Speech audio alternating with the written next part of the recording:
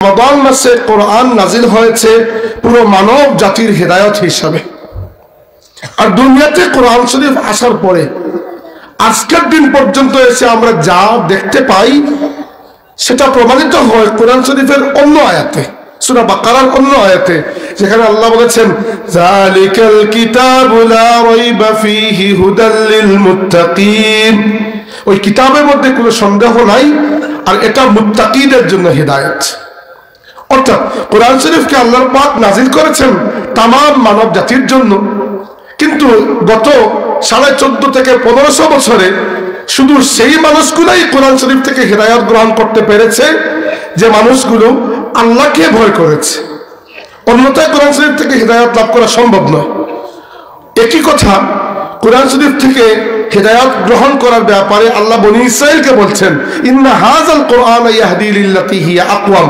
এই কোরআন হিদায়াত দে তাদেরকে যারা এই কোরআন থেকে হিদায়াত নেওয়ার জন্য চেষ্টা চরিত্র করে, নিজে পদক্ষেপ গ্রহণ করে, নিজে আগ্রহী হয়। নতুবা পৃথিবীতে বর্তমানে 809 কোটি মানুষ, এর মধ্যে 190-95 কোটি মানুষ মুসলমান, বাকিরা ইসলাম কবুল করে নাই। এমন নয় যে তাদের কাছে ইসলামের দাওয়াত পৌঁছে নাই। আজকে এই যুগে পৃথিবীতে এমন কোনো প্রান্ত নাই, হয়তো পৃথিবীর এমন কোনো জায়গায় জঙ্গলের মধ্যে 2-1টা ট্রাইব পাওয়া যাবে যারা এখনো মানব সভ্যতা থেকে আলাদা। কিন্তু এই 0.something মানুষ ছাড়া বাকি পৃথিবীর 800 কোটি মানুষের মধ্যে 800 কোটি মানুষই কোনো না কোনো সুরতে এটা জানে যে দুনিয়াতে বড় বড় যে কয়েকটি দিন বা ধর্ম রয়েছে তার মধ্যে একটা ইসলাম। এবং ইসলামকে জানতে চাওয়া আর জানতে পারাটাও আজকে তেমন বড় কোনো কঠিন কাজ নয়। ইন্টারনেটের যুগে কেউ সার্চ দিলে ইসলাম কি, কোন জায়গা থেকে এসেছে, এতটুকু জানতে পারবে। এই পৃথিবীতে প্রত্যেক দিন হাজার হাজার মানুষ ইসলাম কবুল করছে। ইউরোপ আমেরিকার খ্রিস্টানদের মধ্যে ইসলাম কবুল করার প্রবণতা বেড়ে গেছে। এর কারণ কি? এর কারণ হচ্ছে একজন অন্য ধর্মের মানুষ মুসলমান কোনো একজন বন্ধুর কাছ থেকে এমন কোনো ভালো আখলাক, ভালো ব্যবহার পেল, সে বুঝতে পারলো যে এটা আমার স্বভাব, আমার ফিতরতের সাথে মিলে, এমন ব্যবহার সে করছে। তারা এই ব্যবহার, অথবা সে মুশকিলের মধ্যে এই যে সবর করছে, এই সবর, তার মা মারা গেছেন, মায়ের লাশ কাঁধে নিয়ে যাচ্ছে সে কবর দিতে, আর ওই সময় আজান হচ্ছে, সাথে সে আজানের জবাব দিচ্ছে। এই সবর, এই তাওয়াক্কুল কোন জায়গা থেকে আসলো? খুঁজে দেখা গেল এই সব কিছুর জড় বুনিয়াদ হচ্ছে ইসলাম। অতএব সে আগ্রহী হয়ে ইসলামকে জানতে গেল, যেই মাত্র ইসলামকে জানতে গেল, ইসলাম টান দিয়ে তাকে নিজের মধ্যে নিয়ে নিল। অহরহ ঘটনা ঘটছে।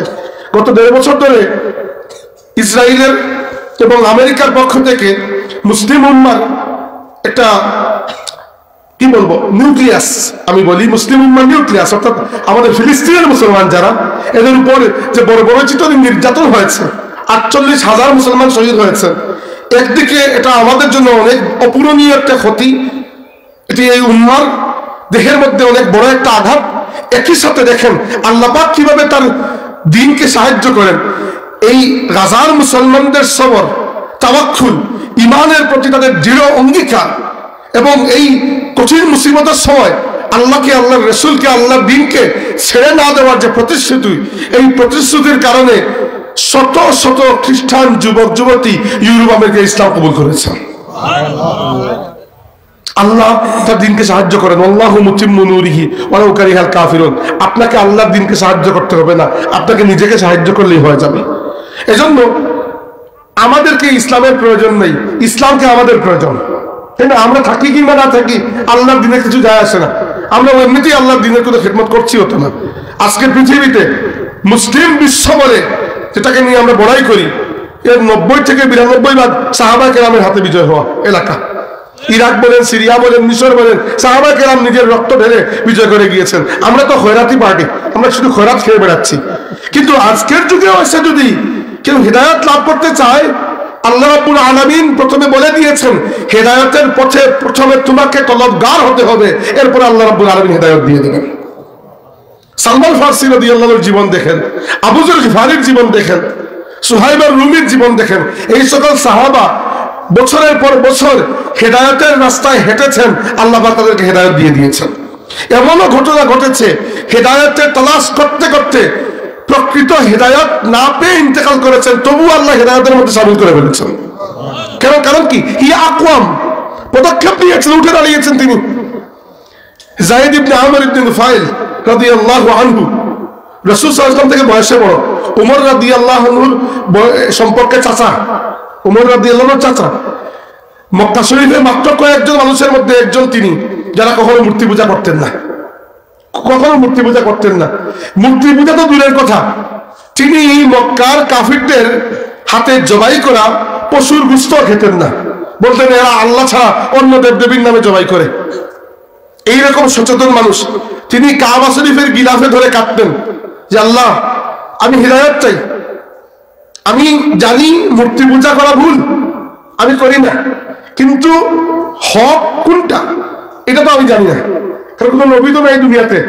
আল্লাহ, তুমি একজন নবীর সন্ধান আমাকে দাও, আর যতক্ষণ না অন্য কোনো নবী আসেন দুনিয়াতে, আমি তোমার কাছে সাক্ষী দিচ্ছি আল্লাহ, আমি তোমার খলিল, তোমার বন্ধু ইব্রাহিম আলাইহিস সালামের উম্মতের মধ্যে শামিল হয়ে গেলাম, মিল্লাতে ইব্রাহিমের অন্তর্ভুক্ত হয়ে গেলাম। আরবরা তো এমনিতেই ইব্রাহিম আলাইহিস সালামের আওলাদ।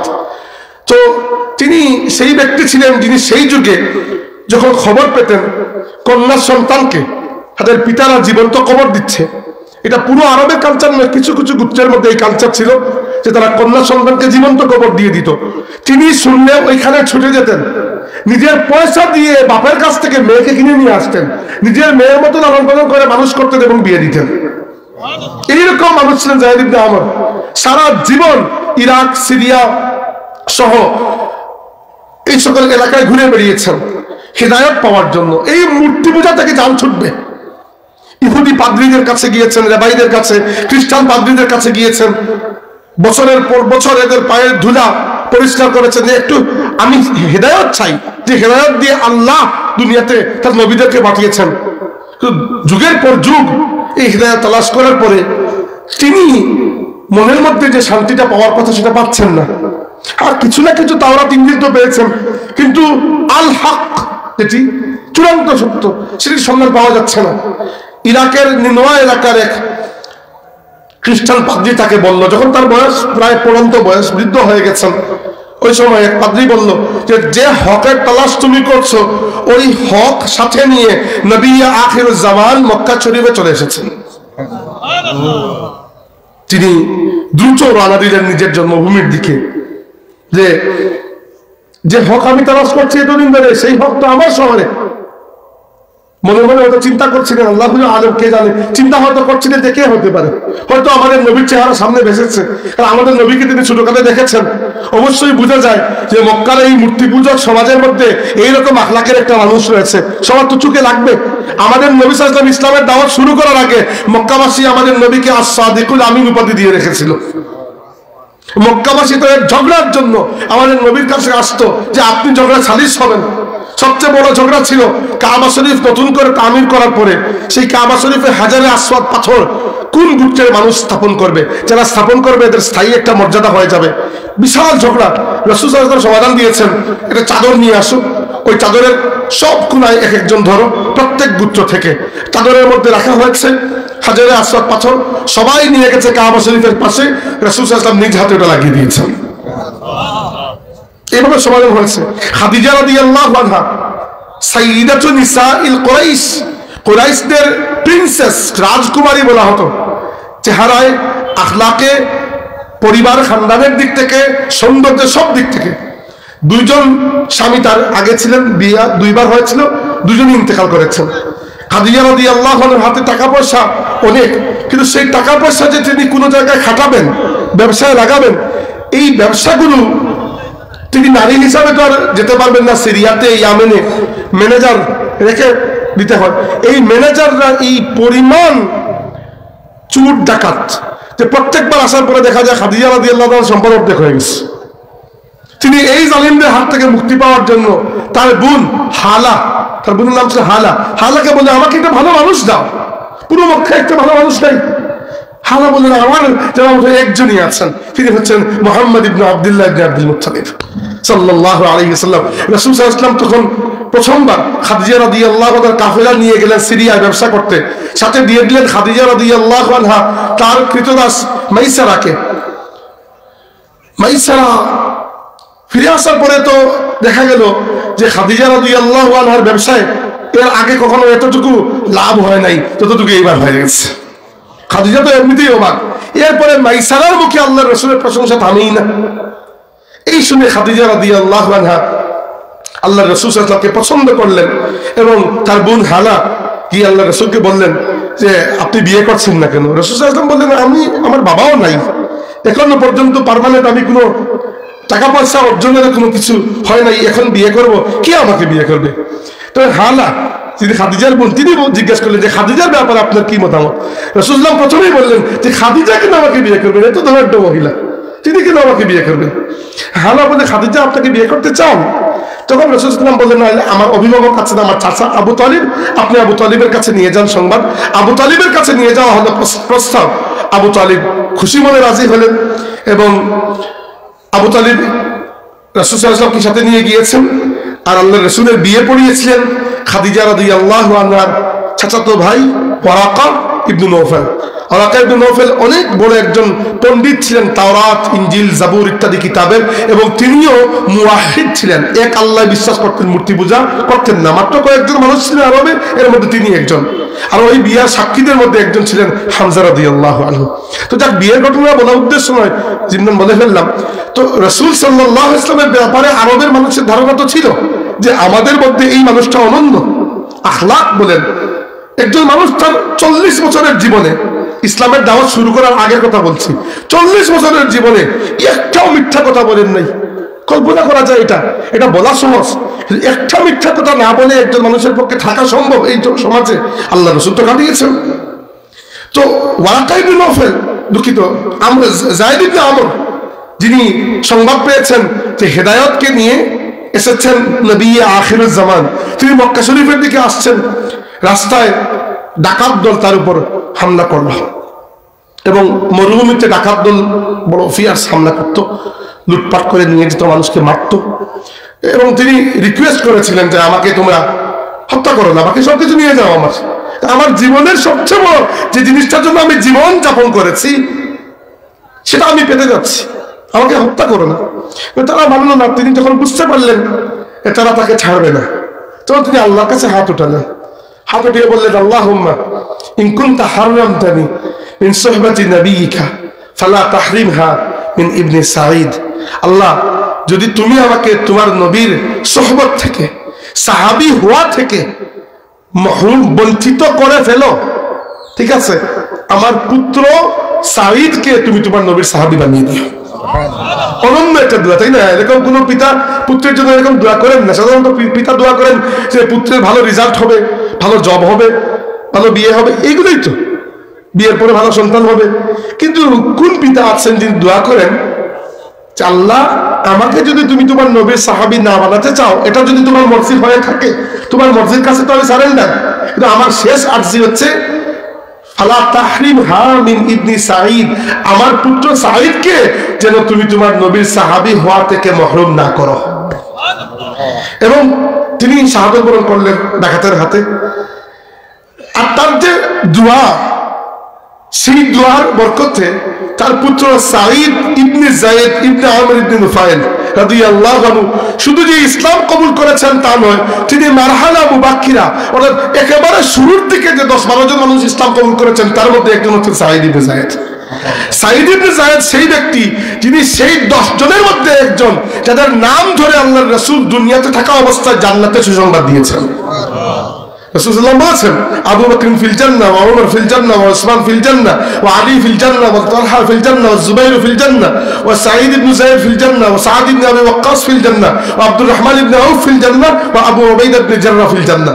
আমি হিসাব উল্টাপাল্টা করে ফেলেছি, এই 10 জন নামের তালিকা হাদিসের মধ্যে যেরকম আছে আমি একটু উল্টাপাল্টা করে ফেলেছি, কিন্তু এই 10 জন সাহাবীকে রাসূল সাল্লাল্লাহু আলাইহি ওয়াসাল্লাম দুনিয়াতে থাকা অবস্থায় নাম ধরে জান্নাতের সুসংবাদ দিয়ে দিয়েছেন। এমনিতে তো ওয়াকুল্লাম ওয়া'আদাল্লাহুল হুসনা, প্রত্যেকের জন্য আল্লাহ রাব্বুল আলামিন জান্নাত, হুসনা, প্রতিদানের সংবাদ দিয়েছেন, ওয়াদা করেছেন, কিন্তু আল্লাহর রাসূলের জবান মুবারক থেকে নাম ধরে কারো যত জান্নাতের সুসংবাদ দেওয়া, এটা কম বড় বিষয় নয়। এর থেকে বড় সুসংবাদ মাত্র একজনই পেয়েছিলেন, এদের থেকে বড় সুসংবাদ পুরো উম্মতের মধ্যে, তিনি হচ্ছেন আমাদের মা সাইয়্যিদা খাদিজা সালামুল্লাহি আলাইহা। সাইয়্যিদা খাদিজা ইসলামের জন্য বাকি সবার অবদান হিসাব করা সম্ভব হয়তো, একমাত্র সাইয়্যিদা খাদিজা ইসলামের জন্য যার অবদান কোনোভাবেই হিসাব করা সম্ভব নয়, কোনোভাবেই হিসাব করা সম্ভব নয়।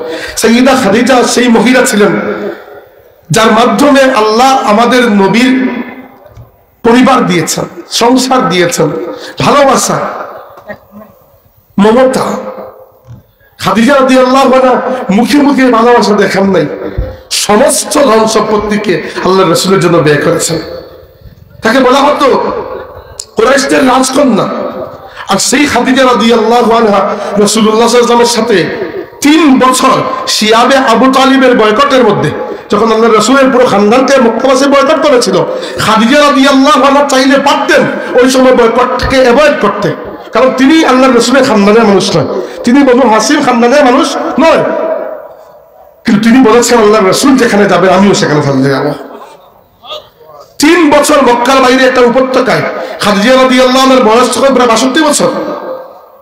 তার একজন ভাগনা ছিলেন হাকিম ইবনে হিজাম, উনার মাধ্যমে তিনি রাতে লুকিয়ে একটু খাবার আনাতেন, কারণ মক্কাবাসী তো বয়কট করে রেখেছে, খাবার তো বিক্রি করে না, বিয়ে শাদী সব বন্ধ করে দিয়েছে ইসলামের অপরাধে, ইসলাম কবুল করেছে এটাই অপরাধ। খাদিজা রাদিয়াল্লাহু আনহা হাকিম ইবনে হিজামের মাধ্যমে খাবার দাবার নিয়ে আসতেন, নিজে খেতেন না, আল্লাহর রাসূলের খানদানের মধ্যে বন্টন করে দিতেন।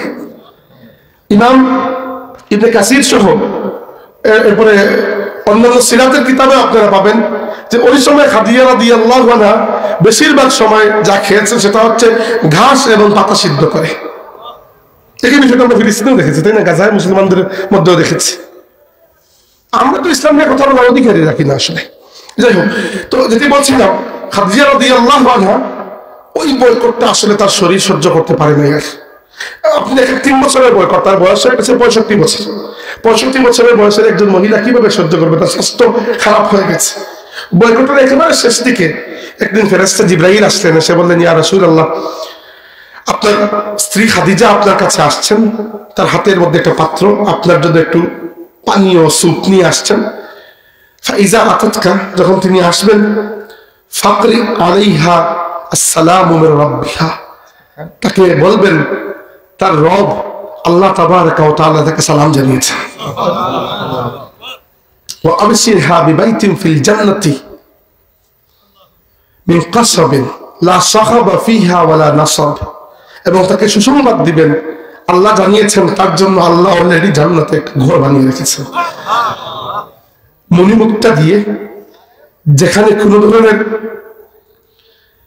বিশৃঙ্খলা শোরগোল নাই, আর কোনো ধরনের মানে কি বলবো, কোনো শোরগোল নাই, কোনো বিশৃঙ্খলা, কোনো ক্লান্তি নাই। আমাকে খুব সুন্দর ইয়ে করেছেন, ব্যাখ্যা করেছেন যে খাদিজা রাদিয়াল্লাহু আনহার জন্য আল্লাহ মণিমুক্তার ঘর কেন বানিয়ে রেখেছেন। খাদিজা রাদিয়াল্লাহু আনহা মণিমুক্তার মালিক ছিলেন, আল্লাহর রাসূলের জন্য সবকিছু ব্যয় করে দিয়েছেন, একটা ফুটা করিও তার হাতে ছিল না ইন্তেকালের সময়। 2, তিনি কেন তার ঘরের মধ্যে কোনো শোরগোল থাকবে না? কারণ মক্কা শরীফে যা বিশৃঙ্খলা তিনি সহ্য করেছেন, আর সহ্য করার দরকার নাই। যতবার আল্লাহর রাসূল চোখের পানি ছড়িয়ে ঘরে এসেছেন, আমাদের মা জড়িয়ে ধরে আল্লাহর রাসূলের চোখ মুছে দিয়েছেন। খাদিজা রাদিয়াল্লাহু আনহা, আল্লাহর রাসূল চিন্তা করেছে খাদিজা আর বাঁচবেন না, কারণ আল্লাহ জান্নাতের সুসংবাদ কোন সময় দেন? মৃত্যু সময় তো, তাই না? রাসূল বুঝতে পেরেছে খাদিজা রাদিয়াল্লাহু আনহা বেশি দিন নাই। তখন রাসূল সাল্লাল্লাহু আলাইহি ওয়াসাল্লাম যখন খাদিজা রাদিয়াল্লাহু আনহা ইন্তেকাল করেন, তখনও জানাজা এইগুলার নিয়ম ইসলামে এখনো আসে নাই, তখনও মানে ইসলামের নিয়ম কানুন খুবই কম এসেছে। তিনি 10ম-11 হিজরিতে নবুয়তের 10ম বছর ইন্তেকাল করেছেন, তখনও নামাজই 5 ওয়াক্ত ফরজ হয় নাই এখনো। খাদিজা রাদিয়াল্লাহু আনহা বা সেই সময়কার মুসলমানদের নামাজ ছিল মূলত কিয়ামুল লাইল, কুমিল লাইলা ইল্লা কালিলা, সেই রাতের নামাজ। 5 ওয়াক্তের নামাজ ফরজ হওয়ার পরে রাতের নামাজকে আল্লাহ নফল করে দিয়েছেন। একইভাবে ধরুন, প্রথমে রোজা ফরজ হয়েছিল আইয়াম বিদের যে 3টা রোজা মাসে, প্রথমে ওইগুলো ফরজ হয়েছিল। পরে রমজানের রোজা ফরজ হওয়ার পরে ওইগুলোর উপর থেকে ফরজের হুকুম আল্লাহ উঠিয়ে দিয়েছেন। এগুলো আল্লাহ রাসূল রাখছেন, এজন্য সুন্নত। বুঝতে পেরেছেন তো? আল্লাহ শরীয়তের নিয়মকে আস্তে আস্তে দিয়েছেন। প্রথমে দিয়েছেন রাতের নামাজ, এরপরে আল্লাহ বলেছেন ইন্না রাব্বাকা হুয়া আ'লামু আন্নাকা তাকুমু আদনা মিন সুলুসাইল লাইলি ওয়া নিসফাহু ওয়া সুলুসাহু ওয়া তাইফাতুম মিনাল্লাযিনা মাআক। আল্লাহ তো ভালো করেই জানেন যে আপনারা এবং আপনার সাথে যে সাহাবায়ে কেরাম এরা রাতের পর রাত জেগে থাকেন। আল্লাহ জানেন এদের সকালে অনেক কাজ করতে হয়, তাই আল্লাহ শিথিল করে দিচ্ছেন, পুরো রাত জাগা লাগবে না। এরপরে আল্লাহ রাব্বুল আলামিন তাহাজ্জুদ দিয়ে দিলেন। প্রথমে ছিল পুরো রাত নামাজ, আর এরপরে যখন 5 ওয়াক্ত নামাজ ফরজ হলো, ওই পুরো রাতের নামাজের উপর থেকে শিথিলতা হয়ে গেল, আর তাহাজ্জুদ 8 রাকাত আল্লাহ রাসূল পড়তেন। এটাও আমাদের জন্য সুন্নত, পড়লে আলহামদুলিল্লাহ পড়া উচিত। আর রাসূলুল্লাহ সাল্লাল্লাহু আলাইহি ওয়াসাল্লাম নিজের জন্য ওয়াজিব করে নিয়েছিলেন এটা। তো যেটা বলছিলাম, খাদিজা রাদিয়াল্লাহু আনহা ইন্তেকালের পরে রাসূল সাল্লাল্লাহু আলাইহি ওয়াসাল্লাম নিজের হাতে খাদিজা রাদিয়াল্লাহু আনহাকে কবরে শুইয়েছেন, নিজের হাতে।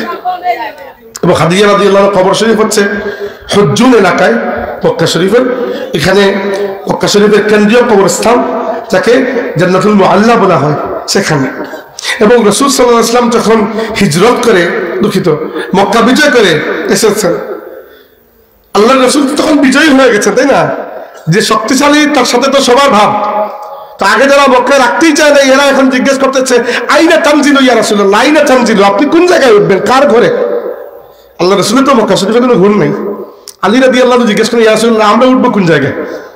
আলীও তো আল্লাহ রাসূলের পরিবার, তাই না? রাসূলুল্লাহ বললেন, আমাদের তো কোনো ঘরই নেই, উঠবো কোন জায়গায়? কারণ আবু তালিবের যে ঘর ছিল, ওই ঘর আবু তালিবের প্রথম এবং দ্বিতীয় পুত্র নিজেদের মধ্যে নিয়ে নিয়েছেন।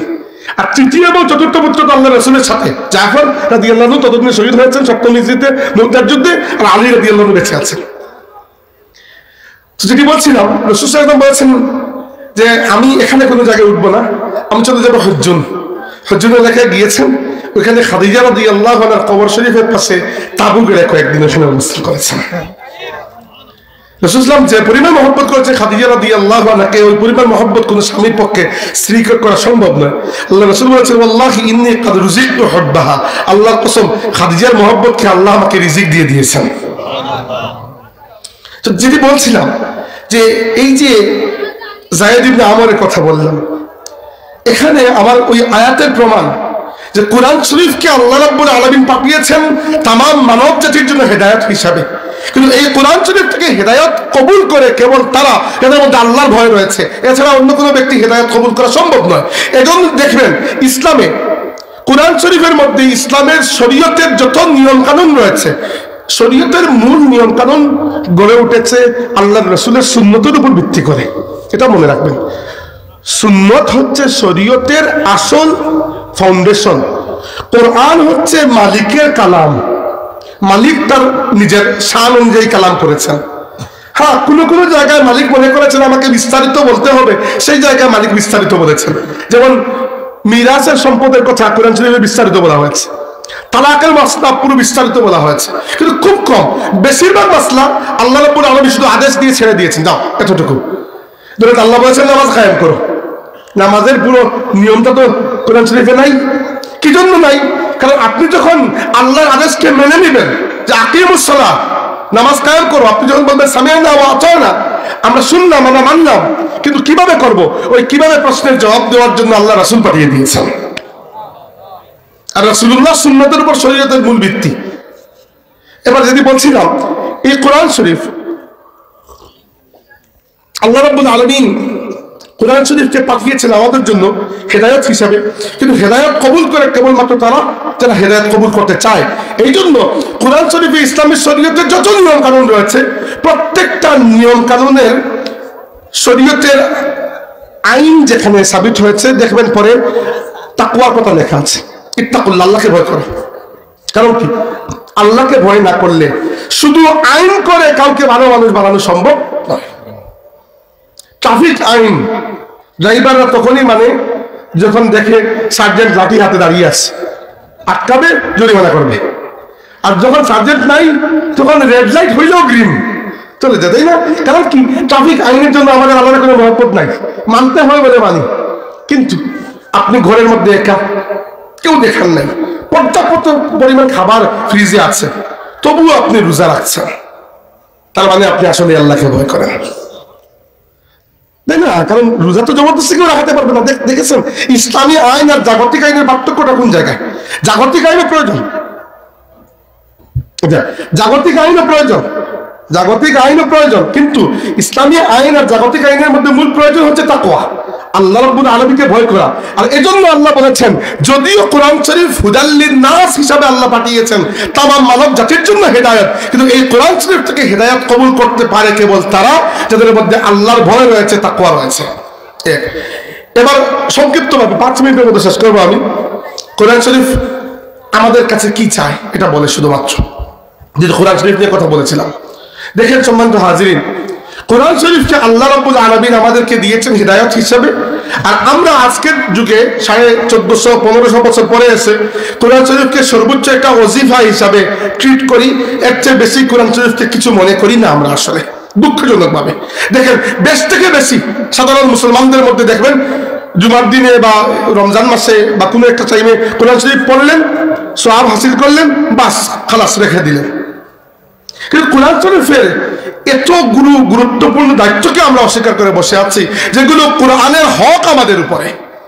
এই হকগুলো যদি আমরা আদায় না করি, কোরআন শরীফের আল্লাহ রাব্বুল আলামিন, আল্লাহ নবী বলেছেন, আল কোরআনু শাহিদুল লাকা আও আলাইকা, কোরআন কিয়ামতের দিন তোমাদের পক্ষে আল্লাহর কাছে সাক্ষী দেবে না, তোমাদের বিপক্ষে আল্লাহর কাছে সাক্ষী দেবে। কোরআন শরীফের হক কয়টা? 5-6টা বলে শেষ করবো এক বাক্যে, এগুলো বুঝাইয়া দেওয়ার কিছু নেই।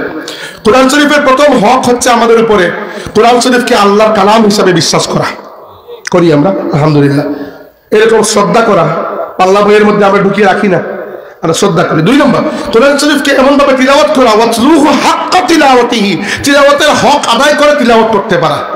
এই জন্য যাদের কোরআন শরীফ এখনো শুদ্ধ নাই, এই ওয়াজ নসিহত সব খালাস, বোগাস কথাবার্তা। প্রথমে কোরআন শরীফ শুদ্ধ করেন, কোরআন শরীফ শুদ্ধ না করে নামাজই শুদ্ধ হবে না, বাকি ওয়াজ মাহফিল তো চলতেই থাকবে। 3 নম্বর হক হচ্ছে কোরআন শরীফকে বুঝতে পারা। দুঃখজনক ভাবে আমাদের মাদ্রাসা শিক্ষাগুলো এইরকম একটা অধপতনের দিকে চলে গিয়েছে। মাদ্রাসার অনেক শিক্ষার্থী উচ্চ স্তরে পৌঁছার পরেও আরবি ভাষায় ভালো করে দক্ষতা অর্জন করেন না, এবং এজন্য কোরআন শরীফকে পড়তেও চান না, আর পড়লে অনুবাদকের দৃষ্টি দিয়ে পড়েন। অনুবাদক কি কোন অবস্থাতেই কোরআন শরীফের মূল সৌন্দর্যকে ট্রান্সলেট করতে পারবে? সম্ভব আছে এটা? এই হচ্ছে অবস্থা। আমরা আরবি বুঝতে পারি না কেন? আমরা তো ইংরেজি জানি, এত বেশি ইংরেজি জানি যে ইংরেজরা আমাদের সামনে টিকতে পারবে, তাই না? কারণ লন্ডন যাইতে হয় এই জন্য। কিন্তু এতটুকু আরবি কেন আমরা শিখবো না? আমি উলামায়ে কেরামের প্রতি এটি, বিশেষ করে যারা উঠতি তালিবুল ইলম, এদের প্রতি এই বিষয়টা আলোচ করলাম, আরবি ভাষা শিখুন। 3 নম্বর হক বললাম। 4 নম্বর হক হচ্ছে কোরআন শরীফের উপর আমল করা। ওই যে আমরা মনে করি যে হাফিজে কোরআন জান্নাতে যাবেন আর মা বাবাকেও জান্নাতে নিয়ে যাবেন, বিষয়টা এরকম নয়। হাদিসে এসেছে, মান কারাআল কোরআন ওয়াস্তাযহারাহু ওয়া আহাল্লা হালালাহু ওয়া হারামা হারামাহু। কোরআন শরীফের হাফিজ শুধু নয়, কোরআন শরীফ যে পড়ে এবং কোরআনের হালালকে হালাল হিসাবে মানে, হারামকে হারাম হিসাবে মানে, ওই ব্যক্তি আদখালাহুল্লাহুল জান্নাহ, আল্লাহ তাকে জান্নাতে প্রবেশ করাবেন। তারাবি পড়াচ্ছেন, ওদিকে সুদের কারবার চলতেছে। আছে না, কত আছে, কত আছে। তো শুধু আপনি কি আল্লাহকে ধোঁকা দিতে পারবেন? Do not think so. তো আল্লাহ রাব্বুল আলামিন শরীয়তের নিয়মকানুনকে বড় স্পষ্ট করে দিয়েছেন। এজন্য কোরআন শরীফের উপর আমল করা এটা কোরআনের হক আমাদের উপরে। এরপরটা হচ্ছে কোরআন শরীফের দাওয়াত দেওয়া মানুষকে। আল্লাহ রাসূল বলেছেন, মান দাআ ইলাইহি হুদিয়া ইলা সিরাতিল মুস্তাকিম, যে কোরআন শরীফের দিকে মানুষকে আহ্বান করবে তার হেদায়েত সিরাতুল মুস্তাকিমের পথে হয়ে যাবে। অন্য কারো হোক না হোক, আল্লাহ তাকে হেদায়েত দিয়ে দিবেন। শেষ একটা হক বলছি, হাফিজ ইবনুল কাইয়িম রাহিমাহুল্লাহ লিখেছেন যে কোরআন শরীফের একটা হক হচ্ছে আমাদের উপরে, আমরা কোরআন শরীফকে শিফা হিসাবে গ্রহণ করব। পেটের ব্যথা, মাথার ব্যথা, কোরআন শরীফ পড়ে ফু দিবেন। রাসূল সাল্লাল্লাহু আলাইহি ওয়াসাল্লাম বলেছেন, আল ফাতিহা তো রুকিয়া, ফাতিহা হচ্ছে রুকিয়া, রুকিয়া মানে কি? ফু দেওয়া। তো ফাতিহা পড়ে ফু দিবেন। কোরআন শরীফের মধ্যে এমন এমন আমল রয়েছে যে আমলগুলো আপনি নিয়মিত করলে আপনার শরীর সুস্থ থাকবে, মনে বল পাবেন, আপনার সম্পদের মধ্যে বরকত দেবেন আল্লাহ। আল্লাহ আপনার পরিবারকে, ঘরকে বদনজর থেকে, জাদুটনা থেকে, সবকিছু থেকে রক্ষা করবেন। হাদিসে এসেছে যে ঘরে সূরা বাকারা তিলাওয়াত করা হয়, এই ঘরে 3 সীমানার মধ্যে কোনো জাদুকরের জাদু এবং বদ নজরকারীর নজর আসতে পারে না। যে ব্যক্তি রাতে ঘুম হয় না, খালি দেখার পরে একটা ফু দেয়, একটা ফু দেয়, কেন? আপনি কেন আয়াতুল কুরসি পড়ে ঘুমান না? আপনি কেন আয়াতুল কুরসি পড়ে নিজের বুকে ফু দিয়ে ঘুমাবেন না? আমি কেন আপনাকে ফু দেব? যে ব্যক্তির ব্যবসা বাণিজ্যে বরকত নাই, শরীরে শক্তি নাই, মনের মধ্যে জোর নাই, এই সব কিছুর জন্য একটাই যথেষ্ট, আপনি বেশি করে সূরা ফাতিহা তিলাওয়াত করুন। সূরা ফাতিহার মধ্যে এত বরকত রয়েছে, ওটা আপনার দুনিয়া আখিরাতকে বরকতে পরিপূর্ণ করে দেবে। আল্লাহ রাসূল বলেছেন আলহামদুলিল্লাহ তামলাউল মিজান, আলহামদুলিল্লাহ মিজানকে পরিপূর্ণ করে দেবে। তো কোরআন শরীফের এই হকগুলো আমরা আদায় করব। সামনে রমজান মাস, তিলাওয়াতের প্রতি বেশি নজর দেবেন। সকালে রোজা অবস্থায় বেশি কথাবার্তা মানুষের সাথে বলার দরকার নেই। বেশি কথাবার্তা বললেই খালি মুখ দিয়ে মিথ্যা কথা আসবে, গীবত আসবে, এই সেই আসবে। এর থেকে কম কথা বলা এবং তিলাওয়াতে অধিক সময় কাটানোর দিকে আমরা জোর দিব। আল্লাহ পাক যেন কবুল করে, আমরা বলি আল্লাহুম্মা আমিন। ওয়া আখিরু দাওয়ানা আলহামদুলিল্লাহি রাব্বিল আলামিন।